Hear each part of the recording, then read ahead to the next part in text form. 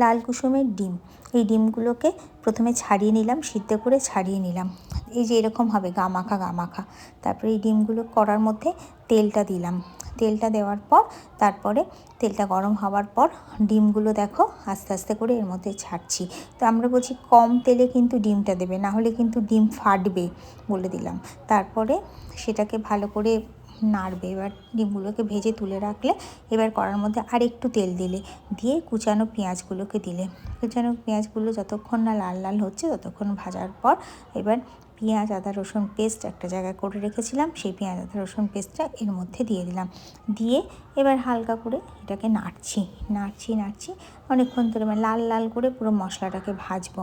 তার মধ্যে দেবো হলো নুন দেবো, নুন দিয়ে লঙ্কা দেবো, হলুদ দেবো, সব দিয়ে ভালো করে এটাকে নাড়বো। বেশ অনেকক্ষণ ধরে এটাকে নাড়াচাড়া করতে হবে তেলের মধ্যে। ভালো করে তেলের মধ্যে নাড়াচাড়া না করলে একটা কাঁচা গন্ধ হবে, সে গন্ধটা আবার ডিমের মানে কষাতে ভালো লাগবে না। সেজন্য এটার মধ্যে এই যে নুন দিচ্ছি, তারপর লঙ্কা দেবো, লঙ্কা দিয়ে তারপর আবার হলুদ দেবো, সব দিয়ে ভালো করে এটাকে নাড়াচাড়া করব।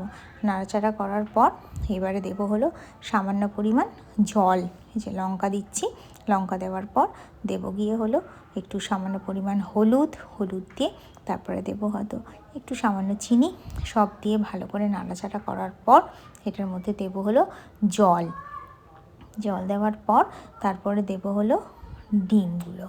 ওই যে ভালো করে নাড়ছি, ভালো করে না নাড়লে এটাকে না কষালে ভালো হবে না। এই যে একটু অল্প করে গ্রেভিটা তৈরি করে নিলাম। তারপর গ্রেভিটা যখন একটু ফুটে উঠবে, সে ফুটে ওঠার মধ্যে জল দিয়ে ভালো করে একটু ফুটে নিয়ে এবারে এর মধ্যে ডিমগুলো দিয়ে দিলাম। বেশি গ্রেভি আমি রাখবো না, শুকনো করব, কারণ আমি পাশে ডাল করেছিলাম।